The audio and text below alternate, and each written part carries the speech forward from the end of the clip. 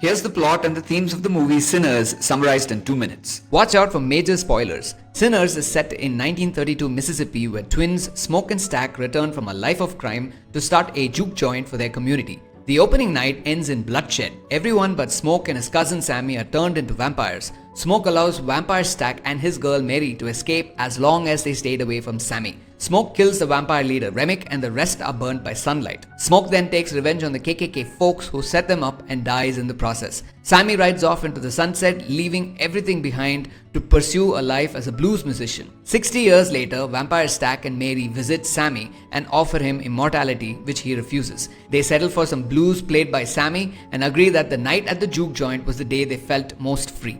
The post-credit scene with young Sammy playing The Little Light of Mine is a placement for a possible sequel, we don't know. Now, the popular question is, who are the sinners? Option 1, the title could refer to Smoke and Stack because of their blood money. Option 2, the partygoers, who indulge in blues music, which was at the time considered the devil's music because of its seductive form. And option 3, it could be the vampires, who are eternally cursed beings. The film leaves the question open for the audiences because sin is a human construct and has varied definitions across different communities. We could go all the way from they were all sinners to none of them were. Now that aside, the most interesting thing about this film is that the vampires propose equality and true brotherhood, unlike the divided ways humans live. Remick brings up the clan and how vampires would never hunt one another.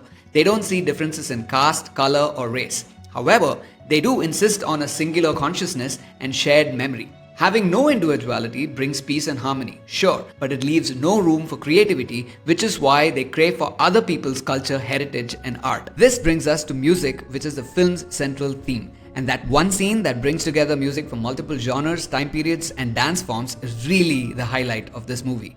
Through music, the vampires can absorb history and culture, something that they're devoid of because their shared consciousness lacks individuality. This craving is why they target Sammy, the gifted blues musician. In the end, Sammy too has the choice to conform to the norms of his society and lose his individuality, but instead, he chooses to let go of everything to embrace his identity and talent. The mid-credits reveal that vampires Stack and Mary have also somehow retained a bit of their individuality and weren't fully consumed by the shared consciousness of the vampire mind. While not explained how, it is likely because Stack was always the person who craved autonomy and found hacks to get ahead in life. Maybe his connections with Smoke kept a part of his mind alive, and Mary's love for Stack probably kept hers alive. That or the saliva exchange. Honestly, while the return of the two vampires made for a very good ending, it was fuzzy writing at its best and contradicted almost everything the film showed us about vampires. What are your thoughts on the ending of Sinners? Comment below.